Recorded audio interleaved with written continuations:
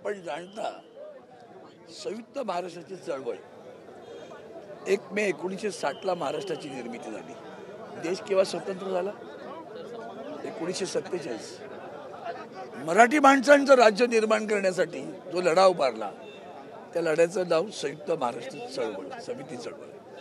त्यामध्ये पहिल्या 5 मध्ये प्रबोधनकर ठाकरे होते, आचार्य अत्रे होते, SM जोशी होते, सेनापती बापट होते, बागल होते. ही सगळी डांगे होते. एवढी मोठी माणसं दिग्गज. त्या सगळ्या संघर्षामध्ये 106 आंदोलकांचे प्राण या महाराष्ट्राच्या निर्मितीसाठी गेले, मराठी माणसांच्या, की मुंबई संयुक्त महाराष्ट्र झाला पाहिजे. या मुंबईवर कानाडोळा तेव्हाही होता, पागडाडोळा. ही मुंबई आपल्याला मिळू नये म्हणून प्रयत्न झाले होते. ती मुंबई आपण मिळवली आणि म्हणून ती मुंबई मराठी माणसांची आहे. मुंबई आमच्या साहेबांची नाही, कुणाच्या बापाची. ते साहेब कोण? वंदनीय हिंदू हृदय सम्राट शिवसेना प्रमुख बाळासाहेब ठाकरे, ज्यांनी मुंबईमध्ये मराठी माणसाचा आवाज, त्याला स्वाभिमान दिला, त्याला महाराष्ट्र धर्म शिकवला आणि तो धर्म उभ्या महाराष्ट्राला जाणवू दिला की महाराष्ट्र धर्म कशाला म्हणायचा. आणि ते काम करणं ज्या शिवसेनाकडून केलं आणि ज्यांनी आपली प्राणाहुती दिली त्यांना इथं आमच्या विनम्र अभिवादन करण्यासाठी आम्ही येतो. आणि उद्धवजी ठाकरे आज नाही आले, सतत येतात बरं का.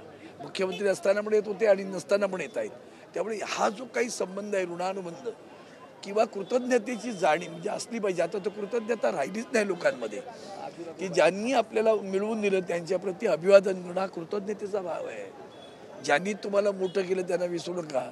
ज्यांच्या प्राणामुळे तुम्हाला महाराष्ट्र मिळाला त्यांना विसरू नका. ज्यांच्या आवाजामुळे आम्हाला महाराष्ट्रात स्वाभिमान मिळाला त्यांना विसरू नका. ज्या शिवसेनेचा भगवा झेंडा घेऊन उभे राहिलो त्याला विसरू नका. तरीही आमचं दुःख आजही आहे. बेळगाव, कारवार, निपाणी, भालकी, बिदर हे विषय आजही सर्वोच्च न्यायालयात प्रलंबित आहेत. त्याची वेदना घेऊन आम्ही इथं घोषणा देत असतो. शिवसेना जिंदाबाद, शिवसेना. आता देखील आक्रमण होत आहे असं उद्धव ठाकरे आरोप करतात. काही जण मुंबईवरती डोळा ठेवून आहे ना, 100% आहे ना. तुम्हाला जाणवत नाही का हो? मला आश्चर्य वाटतं, आपण मराठी चॅनलची लोक जाणवत नाही की मराठी माणसांवर कसं ठरवून अगदी त्याला म्हणतं नियोजन करून तुम्हाला बाहेर काढायचं. म्हणजे एक माणूस या राज्यात मंत्री आहे, स्वतः विकासक आहे, त्यांच्यामध्ये मराठी माणसाला घर नाही मिळत. बरं विसरतं का मराठी माणसानं? जा त्याला विचारा, तुमच्याकडे आम्हाला घर का नाही मिळत? तुम्ही ठरवणार आम्ही काय खायचं आणि काय नाही खायचं. त्यांच्या सगळ्या जेवढ्या इमारती उभ्या राहतात तिथं पहिलं येतं एका विशिष्ट धर्माचं मंदिर उभं राहणार आहे. याचा अर्थ इतर धर्मियांना प्रवेश नाही. कळतं आपल्याला. आणि तो कोण आहे? त्या मराठी माणसाला बाजूला काढायचं आहे.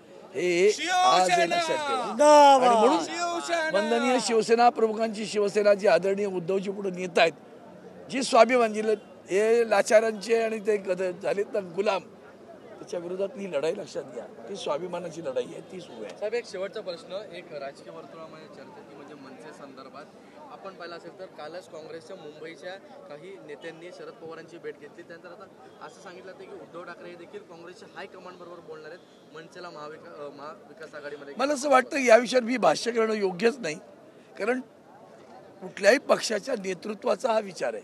आम्ही महाविकास आघाडी केली. मधल्या काळामध्ये आपण जाणता या ओट चोरीबद्दल जे आंदोलन झालं त्या आंदोलनात महाविकास आघाडीतील सगळे घटक पक्ष होते, त्याच्यात माननीय राजसाहेब सुद्धा होते.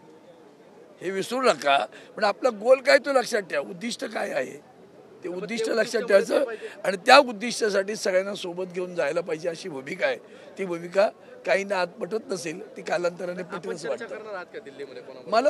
आम्ही चर्चा करू, आमच्या साहेब चर्चा करतात ना, उद्धव साहेब ठरवतील ते बोलू. माझ्याशी बोलतात तेव्हा मी आता सांगितलं ना कशासाठी करतोय आपण. तुमचं उद्दिष्ट तुम्हाला कळत नाही का? बिहारमधला अनुभव अजूनही गाठीशी आला नाही का? समजलं पाहिजे बरं का. आणि म्हणून का गरज आहे ही गरज लक्षात घ्या. भ्रष्टाचारी, दुराचारी, अनाचारी अशी सगळी माणसं एकत्र आहेत. त्यांना जर पराजित करायचं असेल तर आपल्याला एकत्र राहावं लागेल. काँग्रेसचा विरोध आहे आता कुठे म्हणाले? कोणतरी बोलतं म्हणजे विरोध असं पक्षाचा नाही ना. ज्या दिवशी राहुल गांधी बोलतील, ज्या दिवशी राहुल गांधीजी बोलतील तेव्हा हे मान्य.